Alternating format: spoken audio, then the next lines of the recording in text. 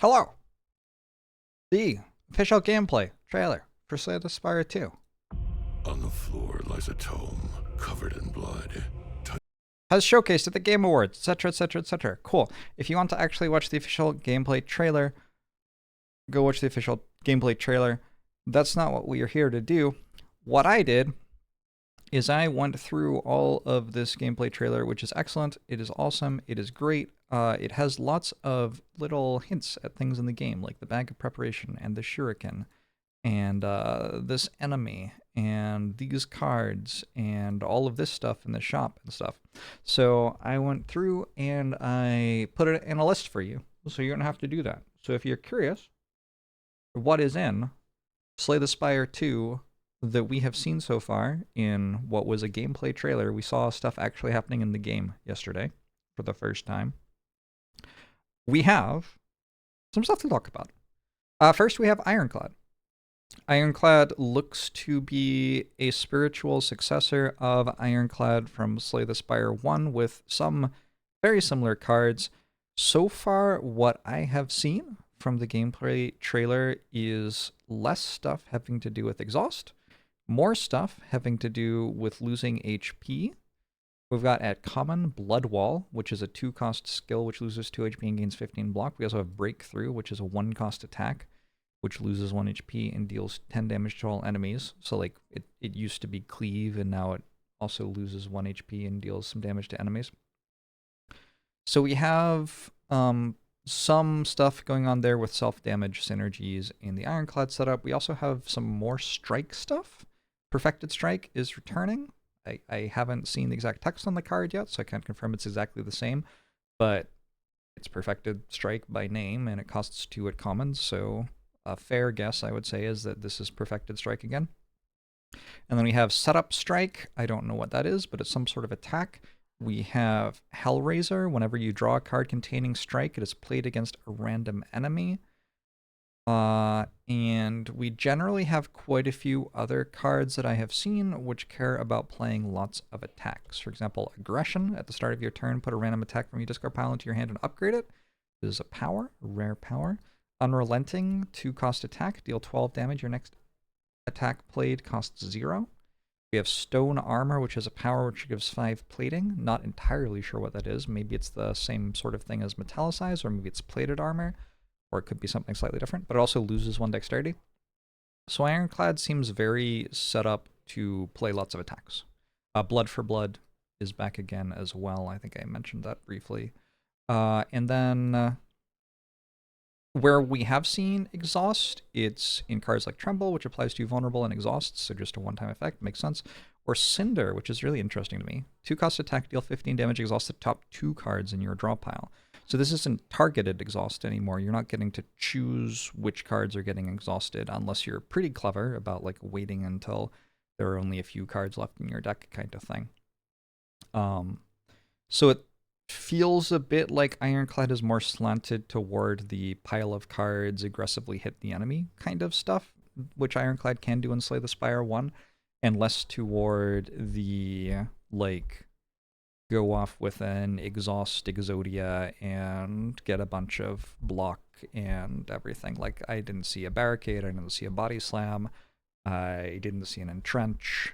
Shrug It Off was there. Talked about Perfected Strike already. Shrug It Off was there. Thunderclap unchanged, Anger unchanged, Bash, as far as I could tell, unchanged, probably still a starter card. Card that's really interesting that I saw here was Bully. 0-cost attack which deals 4 damage and deals 2 additional damage for each vulnerable on the enemy. That is a fascinating card to see. It makes me wonder, like, Silent is also in the game. Does Silent have Terror? Can we have some Prismatic Shard stupidity going on with Bully and Terror, maybe? Is there an Ironclad card which just makes way more vulnerable than you're ever going to need? Because in Slay the Spire 1, the only way you really got way more vulnerable than was necessary was out of Terror from the Silent card pool. So, I don't know, maybe this is just, you know, an okay 0-cost attack. Haven't seen any card draw from Ironclad's card pool, I guess with the exception of Aggression, putting a random attack from your discard pile into your hand and upgrading it. So No card draw yet. Don't know what Rampage is, but guessing that it's the same as before. Don't know what Dismantle is. There was a frame where Dismantle was in our hand, and then we skipped ahead and Dismantle wasn't in our hand anymore, and the enemy was taking a bunch of damage. But I didn't actually see Dismantle get played in the trailer, so I don't know if Dismantle was what was dealing a bunch of damage or not, but I mean, yeah, whatever. Forgotten Ritual was kind of interesting. Forgotten Ritual had a crossed out 0 on it for its cost. So I don't entirely know what that means. It might mean that there's a conditional requirement to play the card. You can actually see it down here. This is the crossed out 0. So maybe you can like only play it as the first card of your turn, or you can only play it if you played through fewer than 3 cards this turn, or who knows. Maybe you can only play it if you've lost HP this turn. That would line up with some of the other synergy stuff going on with the card pool. That could be kind of cool. We saw Charge, which is 0 cost attack rare. And then we saw Pact's End. And I don't know what to make of this card, because that is not a regular card border for an Ironclad card. And looking at this card border as a Slay the Spire 1 player, I would guess that that's a curse. But it says it's an attack. I didn't see much text on it. I just saw like something like deal 1 damage, and then there was lots more stuff going on. So I don't know what all it says, but perhaps that is a curse, and curses are able to be type coded, like as attacks or skills or powers now. I don't know, but that's definitely a really interesting thing in terms of like the card pool looks fun. It looks like there's a decent amount of room to play a lot of different decks, and it looks a bit more deliberately structured to let you play an Ironclad run, where the Slay the Spire card pool kind of slowly slanted into, oh, you can just like kind of build a very controlling structured deck which goes infinite every time. For me, like the spirit of Ironclad is no smash with attack over and over. Like Perfected Strike is the spirit of Ironclad to me. And I saw lots of stuff that seems like it's leaning more toward letting you do that kind of thing. So that's all like interesting, but like pretty normal. This Pact's End thing that's going on though, I don't know what that is. That's pretty exciting. Ironclad. Yeah, so pretty cool. Pretty cool. Excited for that. Obviously, we haven't seen that many cards. Card pool in Slay the Spire is like 72 cards or something. We've seen 20. So, you know, there's tons of room. Maybe there's a barricade thing going on as well. I don't know. I don't know how they got this footage exactly. Maybe they just like did one run, and so you're seeing a deck with a certain set of synergies. But you're not seeing the other sorts of cards. But we definitely saw some like card reward sorts of situations. Oh, something I want to mention that I actually didn't pull this out into the spreadsheet, but we saw a situation where you were offered a set of 3 cards versus a different set of 3 cards, and then could choose one or the other, which is pretty cool and new, and I like the idea of that a lot. We also saw the regular like choose one of 3 cards to get cards into your deck, but yeah, there was a, like, here's a pile of 3, here's a different pile of 3, which one would you like, which is pretty exciting. All right, next up, Silent. I think we saw the least of Silent out of the 3 characters who we saw cards from, but we saw a few things. We saw Neutralize and Survivor, which I am imagining are probably the same as before. We also saw Defend. And then we saw a good number of like attacks and ship type of stuff, but I didn't see any like poison things. So not a lot of Catalyst. I didn't see any Dexterity either. I did not see Intangible. And I want to say that I had Casey on the channel and we were talking about like what the one mechanic was you would take out of Slay the Spire if you could take one out of Slay the Spire, and he said Intangible. Or maybe that was Anthony. I don't know. That was on my Christmas charity stream week last year. But yeah, maybe no more Wraith form? Maybe we have to actually fight the enemies. We can't just be invincible and ignore them. I don't know. That would be kind of cool. We saw Fan of Knives, which is a new rare. It's a 2-cost power. It says that shivs now hit all enemies, and you add 3 shivs into your hand. So if you like shivs on silent, there's definitely going to be some support for shivs on silent again. And then we saw a few different powers and attacks. I didn't see text on almost any of them, though. So card pool for silent still largely unknown. But there she is. I see 2 daggers. I don't see like a flask of poison anywhere. But I mean, she's still silent. She must have some sort of poison thing going on, right? And there's this Blade of Ink card, which I assume has something to do with some sort of poison type mechanic. We'll see. We'll see that. Another reason that I'm wondering, though, if Silent doesn't have as much poison stuff going on is the Necrobinder, who is the 3rd character we have seen cards from, and this is a completely new character. Ironclad and Silent are in Slay the Spire 1, sure. Necrobinder is completely new. It looks like this. Necrobinder's thing seems to be that they have this hand called Asti, who they summon, and Asti fights and has its own health bar, and possibly when Asti dies in a fight, something happens. I don't really know how it all works. I can only tell you what I've seen. So we have seen quite a lot of stuff. We saw 21 cards from this card pool, and a big thing that I saw a lot of was Doom. And so going back to thinking like maybe there isn't so much poison going on, Oblivion is a rare card that I saw. Oblivion, rare, 1-cost skill, double the enemy's doom. And then we have stuff like Time's Up, deal damage equal to the enemy's doom and exhaust. So maybe Doom is a reimagining of what Poison was doing in Slay the Spire 1, which the devs are trying to make a little bit more interactive.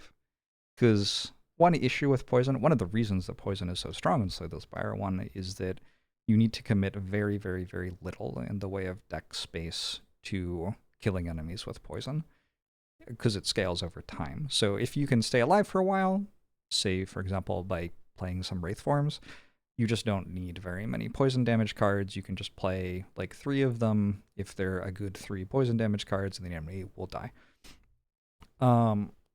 So maybe this is a little bit more interactive. We have Fearmonger. Whenever you apply Doom this turn, gain 4 block. So I don't think there was any card in Slay the Spire 1 that was using poison to make block that I ever saw.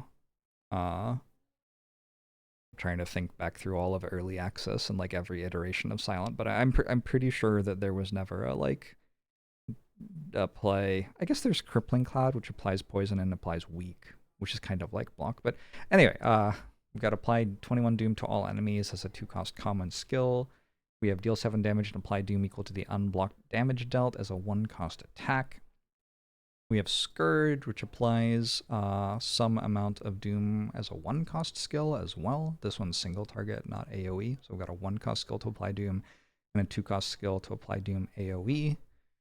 We have Negative Pulse, which gains 7 block and applies 4 Doom to all enemies.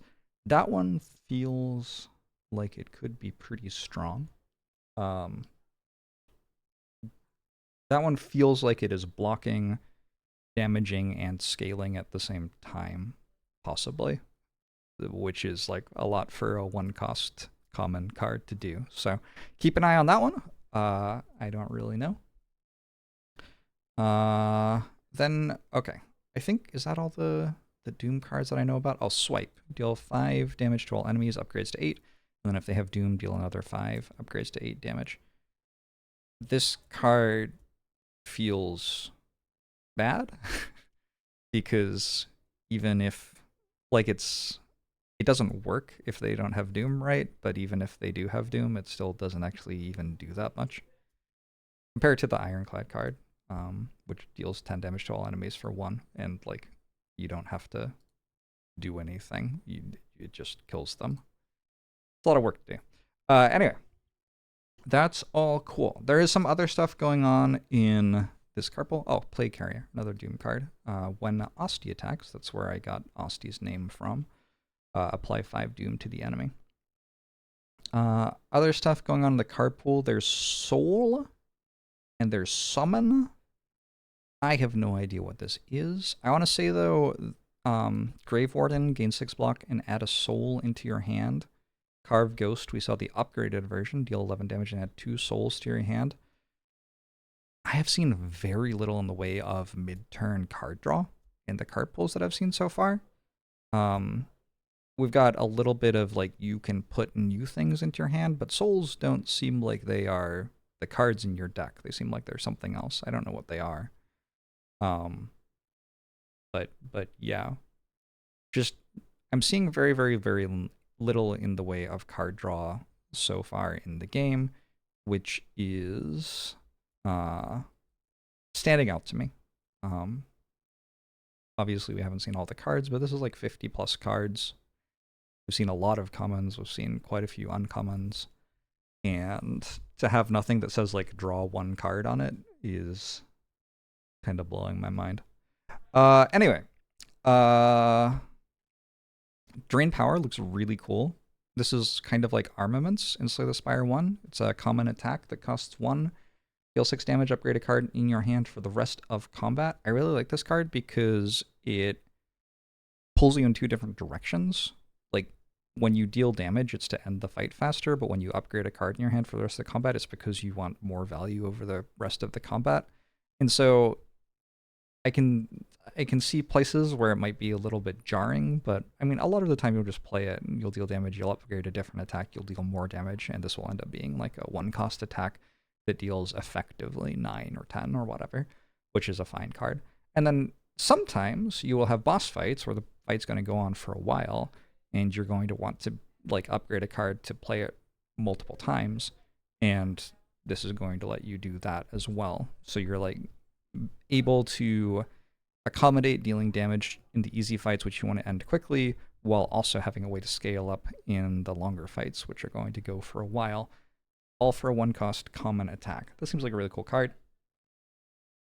Putrefy, apply 2 weak, apply 2 vulnerable, exhaust, 1-cost skillet on common, seems fine. We have vulnerable, we have weak. Sure, I think that's the only place that I've seen weak so far in the game, but yeah, definitely have that. Death's Visage is a 1-cost attack which deals 7 and applies 1 vulnerable. So there's a bunch of stuff going on. If you watch the trailer, there's a bunch of stuff going on with like the hand doing a bunch of things and being able to take damage for you and stuff like that. I don't understand how that all works. The hand can do multi-attacks. I don't even know what Doom does other than what the cards say. Double the enemy's Doom, deal damage equal to the enemy's Doom. Like it looks like a functioning mechanic without it doing a single thing right now. Like maybe all it is a number and then other cards refer to it. But I like presumably it would also do something. Like maybe after 3 turns the Doom explodes, or when the enemy dies it deals this much damage to all other enemies, or I don't know. I don't know what Doom does. Yeah. And we saw a Plague Doctor mask buff, which I thought was noteworthy because that often is connected with poisoning things. Plague Doctor mask, but I haven't actually seen poison in the game yet. Again, so I don't know. Then we have question mark. I don't know who this is, but clear communication that the devs are planning more than 3 characters for the game, which is no big surprise. My understanding of why Slay the Spire 2 exists is a few years ago, Slay the Spire 1's ported to consoles, and the devs found out that porting the game to console was a pain in the butt. Like with how they had built it and coded it, they had not planned on it being such a gigantic, incredible, successful game, etc., etc., etc. And all of a sudden they're like having to communicate with Nintendo about whether it's meeting standards for being sold on the Switch and stuff like that. And that's just a lot of stuff. So they said that they were like moving on to a new project and not going to keep doing stuff for Slay the Spire really, and like gave modders their blessing if modders wanted to make changes to the game, go for it. And I think a lot of us assumed that they like wanted to make something different now, but I guess they just wanted to make Slay the Spire more, but do it with a code base that was easier to scale at this kind of size. Like now they know what it's all like. They can come at it again and build it from the ground up in a way that's, hopefully easier to mod. Slay the Spire is pretty easy to mod, but hopefully even easier to mod. The devs are really into like data and stuff like that, so maybe there will be like better support for getting data out of runs. Hopefully it will be easier for this to be ported to like mobile devices and consoles and stuff like that. This is my hope. And like if that's true, and what happened was they started Slay the Spire 1, they released with like Ironclad and Silent, then they made Defect, then they made Watcher, then they went and like started making Slay the Spire 2, and now they're releasing Slay the Spire 2 with like new Ironclad, new Silent, Necrobinder, which is a new character, and like triangle chair person, whoever this is. Like an indication could be that they just want to keep on making Slay the Spire characters forever, which I would be totally down with. I am so down to have like 30 different Slay the Spire characters to choose from at the start of a run.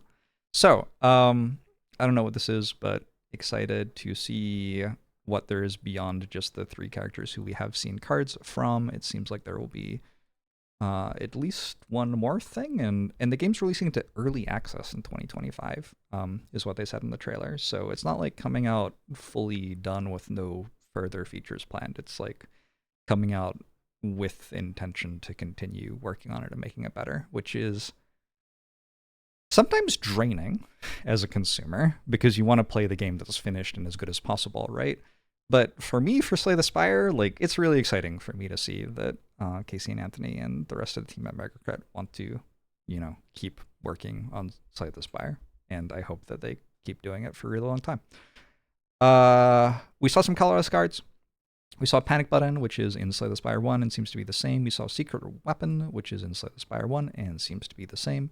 And we saw Production, which is a new uncommon zero-cost skill colorless card. I didn't see what it did, but it was in some hands. We saw a bunch of enemies. Now, I don't know if these are... Oh, sorry. This is Mama Louse. Enemy move. I don't know if these are like bosses or elites or regular enemies. I just kind of guessed.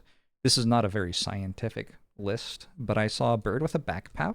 Looked like a bird cultist, but also it had a backpack. I don't know. 75 HP. Cool. I saw what I am calling a blimp squid, which could attack you for 4 times 3. That's all I really saw of that. I saw a like mushroom that also had buttons and was made out of jelly. If you know, you know, I guess. It seemed to have 45 HP and attack for 11. I saw a flying snapping trap kind of thing. Like it had wings and its jaw looked like a snap trap. I don't know if that's an enemy or like a summon or like Necrobinder has at least one summon. It didn't look clearly enemy coded to me and kind of stood out from the other enemies we've seen who are... Like, I called one of them Elden Ring bees, because, like, Casey plays a lot of Elden Ring, and sometimes I was just kind of getting the Elden Ring vibe. The Flying Snapper didn't really give me the same sort of vibe as a lot of the enemies, so I don't know if it is an enemy or if it's something else. Probably just an enemy. Anyway, there's a handsome statue which could attack for 30 and buff itself. I wonder if the giant head found the rest of its body. That would be very happy for the giant head. I don't know. There's an officially named Hunter Killer with 121 HP. Don't know what that is. I'm pretty sure that we saw Mama Louse. So we have tiny lice in Slay the Spire 1. I'm pretty sure that this thing here is bigger louse, which can roll at you and attack you and seemed to have a curl up. I think we saw this enemy twice in the trailer. So that's pretty cool. Nice to meet more of the family. And then there were a bunch of other enemies who, like, we didn't really see anything of other than their art. There was Yorick and Hat Friend. There was Timothy Chalamet. Made an appearance toward the end of the trailer right there. Gloop. If you watch the trailer, you probably know exactly what I was referring to when I wrote Gloop as the name of one of the enemies. There was Elden Ring Bees, who is a person who has a weird, like, crab arm and also had a beehive buff, who I decided to call Elden Ring Bees for some reason. There is Soul Nexus. That one's an official name. Sometimes there was, like, you could see the name on the enemy's health bar, and sometimes you couldn't. And then, early on in the trailer, we were introduced to Jackalope Crimbus, who is... Where'd Jackalope Crimbus go? This one's not an official name. There. Jackalope Crimbus, who I'm looking forward to getting obliterated by repeatedly. Jackalope Crimbus is the most boss-coded enemy in maybe the entirety of Slay the Spire that I have ever seen. This thing has an entire grove just for it. And look at its move. What a fucking bullshit move. It just runs at you and you die. There's no counterplay. I'm glad they didn't bother balancing the game. Anyway, there was also Birdonis, which is an official name. So if you thought Jackalope Crimbus was funny, this one's actually what it's called. There was Decimillipede, which is some sort of enemy with 3 different health bars, and I don't know what happens as you kill the 3 different health bars. I couldn't tell you. There is an Owl Magistrate. And there is the Champ. I'm thinking about suing them for this. Because, like, nonstop for the last 5 years, I have been talking about how the Champ is a... like a very small person in a suit, with, like, controls to move the arms and stuff. Oh no, I don't know where it went. And then they released the game, and they have a small person in a suit with controls to move the arms. And on top of that, come on, I know it's here. It's somewhere in here. Where is it? On top of that, it has the Champ's face as a buff. I think that's my intellectual property. No, I don't care even slightly, and I'm certainly not the first person to come up with this ever. But anyway. I'm sorry, where is it? It's somewhere in here. There, that one. Look at that! It has the Champ head as a buff. I was right the entire time. Like, the suit of armor has started to fall apart, and we are seeing who the Champ truly is, and it is little, like, Gleep Glorp in a little vat with the controls. This doesn't surprise me even a little bit. That is exactly who I thought the Champ was the entire time, and I'm really glad that we've finally gotten this reveal. We saw some relics. Some relics I actually saw in game. Some relics are like, there's a Juzu bracelet sketch in the video. So I don't know if Juzu bracelet and Runic Pyramid are actually in the game. I haven't actually seen them in the game, but I did see sketches of them in the video, which is the gameplay trailer. So, like, quite likely that they are in the game. And then we saw Bag of Preparation, Dolly's Mirror, Shuriken, Regal Pillow, all of these. I think we saw Blood Vial, didn't we? Maybe not. I didn't write it down, so maybe not. Maybe that's a false memory, or maybe I just forgot to write it down. Anyway, all of those are relics which were in Slay the Spire 1, and they feel like probably, like, they might have a slight number change on them, but probably they're the same type of relic in Slay the Spire 2, I would imagine. Chain pants were in a shop. Didn't get moused over, but there were pants made of chainmail. There was dragon fruit, which also didn't get moused over. There was a reptile trinket, which didn't get moused over. So I don't entirely know what all those are, but they are there. We've seen 3 potions. a blood anvil, a slime, and what I assume is a strength potion. I don't know what the other two are. And then in terms of floors, we saw some of the game map, and the map seems to broadly be the same sort of layout. We even saw the floor like halfway up the act where wherever you are, you always get a chest kind of thing. And so I feel semi-confident that the map layout will be mostly the same sort of Slay the Spire map layout, which is not a surprise at all because the Slay the Spire map layout is so good that like there are now 1,000 games released every year which copy it almost exactly. so so, you know. Yeah. And that is that. I'm really excited to see more Slay the Spire 2. I'm really excited to play it next year. I am hyped, and yeah, I like really want to play an Ironclad run right now. Like not the Slay the Spire 1 Ironclad, like this Ironclad. This looks like a really cool card pool in particular. So yeah. I think one of my like frustrations with getting really good at Slay the Spire 1 was feeling like the most fun way for me to play the characters wasn't right anymore. um, and so the idea that maybe these card pools are intentionally built so the most fun way to play the character is right, which is kind of what I feel like when I look at this card pool, is very exciting to me. Anyway, we'll see what happens, and we'll see if we ever see something that says draw a card on it, and well, yeah. Anytime there's something new, I will post a video up here talking about it for sure. See ya.